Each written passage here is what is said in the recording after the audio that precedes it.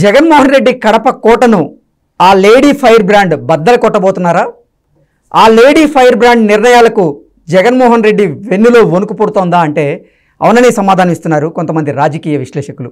ఇక ఇదే అంశానికి సంబంధించి మనతో మాట్లాడేందుకు ప్రముఖ రాజకీయ విశ్లేషకులు రాజేష్ అప్సాని గారు మనతో ఉన్నారు. ఆయనతో మాట్లాడదాం. సార్ నమస్తే అండి. నమస్తే సార్, ఒక లేడీ ఫైర్ బ్రాండ్ తీసుకునేటువంటి నిర్ణయాలు ఇప్పుడు జగన్మోహన్ రెడ్డి కంచు కోటని బీటలు వారబోతున్నాయా, ఆయనకి భయాందోళన కలిగిస్తున్నాయా అంటే ఏం చెప్తారు సార్?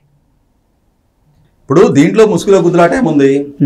వాళ్ళ సొంత చెల్లెలు షర్మిల గారు కాంగ్రెస్ పార్టీ సారథ్య బాధ్యతలు చేపట్టబోతున్న నేపథ్యంలో కాంగ్రెస్ మూలాల నుంచి పుట్టిన వైఎస్ఆర్ కాంగ్రెస్ పార్టీ ఇవాళ జగన్మోహన్ రెడ్డి గారు ఆయన స్వయంకృత అపరాధంతో వాళ్ళ పార్టీ శ్రేణుల్లో సృష్టిస్తున్న అయ్యమైన నేపథ్యంలో వాళ్ళ శాసనసభ్యుల భవిష్యత్తులో పట్ల తలెత్తుతున్న సంక్షోభ నేపథ్యంలో ఇవాళ షర్మిల గారి ఎంట్రీ వైఎస్ఆర్ పార్టీకి 100% ముచ్చెమటలు పట్టేస్తుంది అనేది వాస్తవం.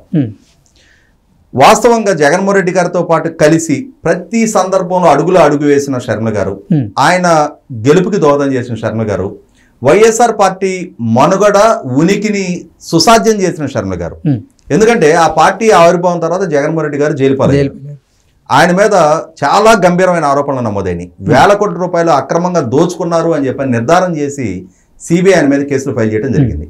ఇటువంటి నేపథ్యంలో జగన్మోహన్ రెడ్డి గారి వ్యక్తిత్వం పలచనబడుతుంది, ప్రజల్లో ఒక అవినీతిపరుడిగా చిత్రీకరణ జరుగుతున్న నేపథ్యంలో ఆ పార్టీ ఇక భవిష్యత్తులో మనుగడ సాగుతుందా? ఎందుకంటే ఆ రోజు కొత్తగా పార్టీ ఏర్పడింది. కాంగ్రెస్ పార్టీతో విభేదించి బయటకు వచ్చి పార్లమెంటు సభ్యుడిగా ఆయన, ఎమ్మెల్యేగా వాళ్ళ తల్లి, వాళ్ళిద్దరూ కాంగ్రెస్ పార్టీ నుంచి సంక్రమించిన పదవులకి రాజీనామా చేసి ఉప ఎన్నికల్లో నెగ్గారు.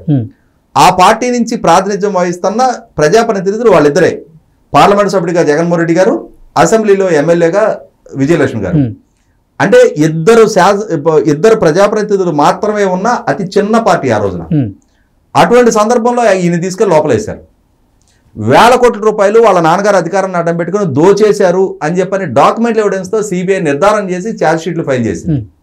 సో అటువంటిప్పుడు ఖచ్చితంగా ప్రజల్లో ఈయన వ్యక్తిత్వం, ఈయన వైఖరి, ఈయన నైజం ఇవన్నీ చర్చనీయాంశంగా మారినాయి.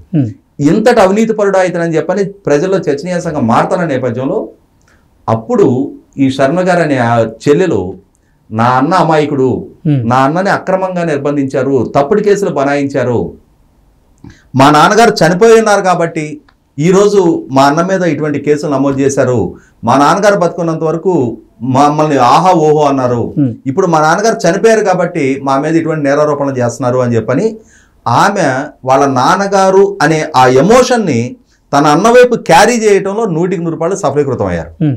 ఆమె చేసిన పాదయాత్ర, వేల కిలోమీటర్ల పాదయాత్ర, ఆ నేపథ్యంలో రాజశేఖర రెడ్డి గారి వారసురాలుగా ఒక రకంగా జగన్మోహన్ రెడ్డి గారిని కూడా తలపించే విధంగా ఆ పార్టీకి ఒక ఐడెంటిటీ, ఒక నాయకురాలుగా తను ఎమర్జ్ చేసుకున్నారు. ఆ సందర్భంలో ఆ శ్రేణులకు ఒక ఆలంబనగా దొరికింది ఆమె. పార్టీ ఇక ఉండదు, ఇక ఈ పార్టీ పుట్టి మునగటం అనుకున్న స్థాయి నుంచి సజీవంగా పార్టీని నిలబెట్టింది ఆమె. కానీ జగన్మోహన్ రెడ్డి గారు 100% 2019 ఎన్నికల దాకా ఆమె ప్రచారాన్ని వాడుకున్నారు. ఆమె సర్వీసెస్ని అన్ని స్థాయిల్లో ఉపయోగించుకొని ఒక రకంగా మాట్లాడుకుంటే జగన్మోహన్ రెడ్డి గారు జైల్లో ఉన్న సందర్భంగా జగన్మోహన్ రెడ్డి గారికి మద్దతుగా ఆ రోజు 16 మంది శాసనసభ్యులు రాజీనామా చేశారు. మొత్తం 17 స్థానాలకు ఎన్నిక జరిగినాయి. విజయనగరం జిల్లాలో ఒక తెలుగుదేశం ఎమ్మెల్యే చనిపోతే అక్కడ ఒక నియోజకవర్గానికి, అది కాకుండా 16 నియోజకవర్గాల్లో జగన్మోహన్ రెడ్డి గారికి మద్దతుగా ఎమ్మెల్యేలు రాజీనామా చేసి ఎన్నికలు జరిగినాయి. ఈ ఎన్నికలు జరిగితే ఆ విజయనగరం జిల్లాలో ఎమ్మెల్యే ఒకటి తప్పించేస్తే మిగిలిన 16 చోట్ల తెలుగుదేశానికి డిపాజిట్ రాలా. ఒంటరిగా పోరాటం తల్లి కూతురు వీళ్ళిద్దరే చేశారు. ఆ రోజున జగన్మోహన్ రెడ్డి గారి తరఫున ప్రచారం చేశారు. కాంగ్రెస్ పార్టీ తరఫున చిరంజీవి గారు అప్పుడు కేంద్ర మంత్రిగా ఉన్నారు, మెగాస్టార్, అత్యంత ప్రజాకర్షణ కలిగిన నటుడు, ఆయన కూడా ప్రచారం చేశారు కాంగ్రెస్ పార్టీ తరఫున. చేసినా కూడా తెలుగుదేశానికి అయితే డిపాజిట్లు కూడా దక్కల. 16 స్థానాలు వైఎస్ఆర్సీపీ గెలవగలిగింది. ఇటువంటి నేపథ్యంలో సజీవంగా ఆ పార్టీని నిలిపిన షర్మిల గారిని జగన్మోహన్ రెడ్డి గారు 2019లో అధికారం దక్కిన తర్వాత ఖచ్చితంగా ఆమెకు అన్యాయం చేశారు, వివక్ష ప్రదర్శించారు, ఆమెని విస్మరించారు. ఇది ఆమెకు అన్యాయం జరిగిందన్న భావన సమాజంలో ఉంది. కాకుండా ఇక్కడ వచ్చేప్పటికి ఏంటంటే షర్మిల గారు గుడ్డిగా అన్నను సమర్థించారు. ఆయన చేసిన ప్రతి తప్పుని భుజాన వేసుకున్నారు, ఆయన అమాయకుడిగా చిత్రీకరించారు. ఇవాళ పాలకుడిగా జగన్మోహన్ రెడ్డి గారు చేస్తున్న లోపభూయిష్ట విధానాలను ఇప్పటిదాకా ప్రశ్నించాల. ఆమె తెలంగాణకు పరిమితం అయ్యారు. ఇప్పుడు మొట్టమొదటిగా ఆమె ఆంధ్రప్రదేశ్ రాజకీయాలకు అడుగుపెట్టబోతున్న నేపథ్యంలో ఖచ్చితంగా జగన్మోహన్ రెడ్డి గారు ఇప్పుడు అభ్యర్థుల ఎంపిక దగ్గర సృష్టించుకుంటున్న సంక్షోభ నేపథ్యంలో ఆళ్ల రామకృష్ణారెడ్డి లాంటి ఒక జగన్మోహన్ రెడ్డి గారి పట్ల నిన్నటిదాకా అత్యంత లాయల్టీ ప్రదర్శించిన ఎమ్మెల్యే వైసీపీ పార్టీకి ఎమ్మెల్యే పదవికి రాజీనామా చేసి జగన్మోహన్ రెడ్డి గారిని విమర్శ చేస్తా నేను షర్మిల గారితో నా ప్రస్థానం మొదలు కాబోతుంది అని చెప్పని ప్రకటించిన నేపథ్యంలో ఇదే బాటలో ఇంకెంతమంది పయనించబోతున్నారు, ఇంకెంతమంది వైఎస్ఆర్సీపీకి సంబంధించిన ఎమ్మెల్యేలు కానీ వివిధ హోదాల్లో ఉన్నవాళ్ళు కానీ జగన్మోహన్ రెడ్డి గారితో విభేదించి షర్మిల గారి నుంచి రాజకీయ ఆశ్రయం పొందబోతున్నారు అన్న చర్చ చాలా విస్తృతంగా జరుగుతుంది. వైసీపీ పార్టీలో ప్రకంపనలకు కారణం అవుతుంది. జగన్మోహన్ రెడ్డి గారిని ఒక రకంగా షేక్ చేస్తున్న అంశం ఇది. కాబట్టి ఏంటంటే ఎందుకు ఇక్కడ 2019 ఎన్నికల్లో ఆయనకి సహకరించిన సమర్థించిన ఆయనకి ఓట్లేసిన చాలా వర్గాలు ఇవాళ జగన్మోహన్ రెడ్డి గారి పాలనా తీరు పట్ల విసిగి వేసారి విరక్తి చెంది దూరం జరిగి ప్రతిపక్ష పార్టీలకు చేరువవుతున్నారు. ఇక్కడ ఇంకొక కీలకమైన అంశం ఏంటి, ప్రతిపక్ష పార్టీలు గత 2019 ఎన్నికల్లో తెలుగుదేశం జనసేన విడివిడిగా పోటీ చేసి ఇవాళ ఈ రెండు పార్టీలు కలిపి పోటీ చేయబోతున్నాయి. అంటే ఇక్కడ ప్రభుత్వ వ్యతిరేక ఓటు ఆల్రెడీ ఈ రెండు పార్టీల దిశగా పోలరైజేషన్ అయిపోతుంది, కన్సాలిడేట్ అవుతుంది. ఇవాళ ప్రభుత్వ వ్యతిరేక ఓటు పెరుగుతుంది. ఆ పెరుగుతున్నది ఈ కూటమికి జతపడుతుంది. అదే సందర్భంలో పోయిన ఓట్లు పోగా ఈ మిగిలిన ఓట్లలో కొంతమంది టికెట్ల ప్రాతిపదికగా ఇవాళ కాంగ్రెస్ పార్టీ వైపు పయనించినప్పుడు రాజశేఖర రెడ్డి గారి సంతానంగానే చలామణైన జగన్మోహన్ రెడ్డి ఇవాళ ఇంకొక రాజశేఖర రెడ్డి గారి సంతానం షర్మిల రూపంలో ఒక థ్రెట్ ఎదుర్కోవడం అనేది అందులో సొసైటీలో already proven established leader Sharmila, ఆమె అనామకురాలు కాదు. కాబట్టి ఎంతో కొంత స్థాయిలో ప్రభావం చూపడానికి ఆస్కారం ఉంటుంది. అదే సందర్భంలో ఇవాళ జగన్మోహన్ రెడ్డి గారితో విభేదిస్తున్న ప్రతి నాయకుడు ఈ కూటమికి దగ్గరికి కాలేరు. ఎందుకనంటే జగన్మోహన్ రెడ్డి గారి నీడలో ఉండి నిన్నటిదాకా ఇష్టారీతిన ఈ కూటమిని దూషించారు. ప్రజలకి పట్ల ప్రజల నుంచి కూడా సానుకూలత లేని వాళ్ళు ఉన్నారు చాలామంది. కానీ వాళ్ళకున్న ఆ కామన్ ఎజెండా కాంగ్రెస్ మూలాలు షర్మిల గారి వైపు పయనించడానికి ఆస్కారం ఉంది.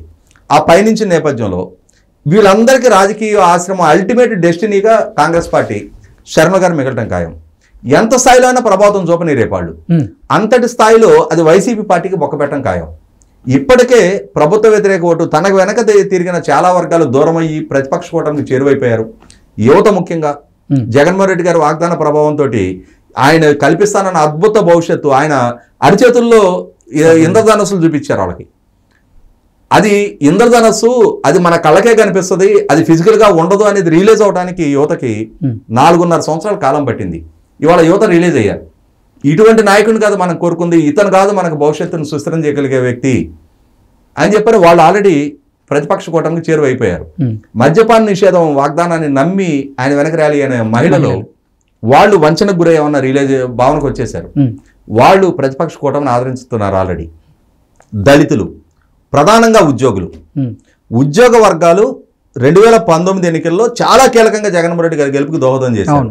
ఆయన మెరుగైన పిఆర్సీ ఇస్తా, క్రమం తప్పకుండా డిఎల్ ఇస్తా, సిపిఎస్ రద్దు చేస్తా, ఈ వాగ్దానాల జడివానలో ప్రభావితులై వాళ్ళు ఆయనకి గెలుపుకి దోహదం చేశారు.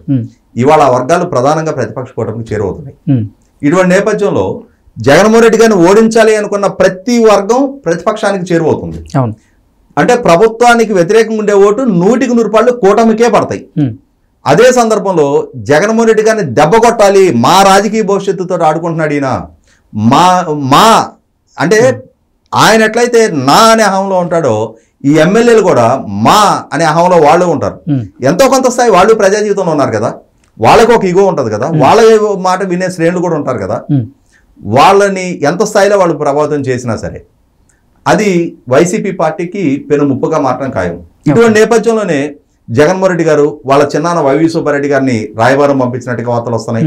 ఈ రాయబారాలకి ఈ వారాలు ఈ పప్పులేం ఉడకవు, నా కష్టకాలంలో మీరు వచ్చి నిలబడ్డారా, ఆయన నన్ను ఇబ్బంది పెట్టినప్పుడు మీరు నాకు అండగా ఏమైనా వచ్చారా, నా తరపున ఆయన దగ్గరికి రాయబారాలు చేశారా, ఇవాళ అతనికి ఇన్కన్వీనియన్స్ ఎదురవుతుంది అనగానే మీరు నా దగ్గరకు వస్తున్నారు, ఈ పప్పులు గిప్పులేం ఉడకవు, ఎవరి పనాలు చేసుకోండి, నా మాన్న నన్ను బతకనండి అని చెప్పని ఆమె సూటిగా స్పష్టంగా చెప్పినట్టుగా వార్తలు వస్తున్నాయి.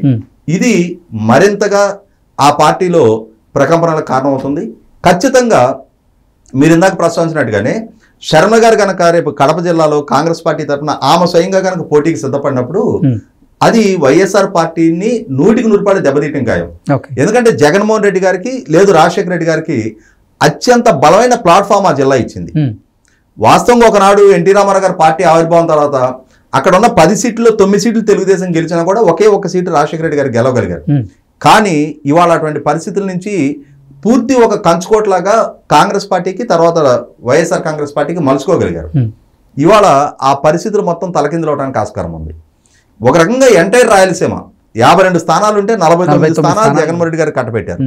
ఇవాళ ఆ పరిస్థితుల పరిణామాలు మొత్తం మారిపోవడానికి ఆస్కారం ఉంది. ఇవాళ గెలవడానికి ఎంత పర్సంటేజ్ అవసరమో ఓడిపోవడానికి కూడా ఆ పర్సంటేజ్ డిక్టేట్ చేస్తుంది టర్మ్స్ రేపటి రోజున. ఇవాళ షర్మిల గారి రూపంలో అది పెద్ద ఇన్ఫ్లుయెన్స్ కూడా అవసరంలా. ఇవాళ ఆల్రెడీ వ్యతిరేక ఓటు కూటమి వైపు పోలరైజ్ అవుతుంది. షర్మిల గారి వల్ల ఇంకొక 3-4% కనుక చీలిక జరిగితే చాలు వైసీపీ పార్టీ మొన్న ఎన్నికల్లో తెలుగుదేశం పార్టీకి వచ్చిన 23 స్థానాల కంటే కూడా తక్కువగా ఘోరమైన ఫలితాలు అందుకోవడానికి ఆస్కారం ఉంటుంది.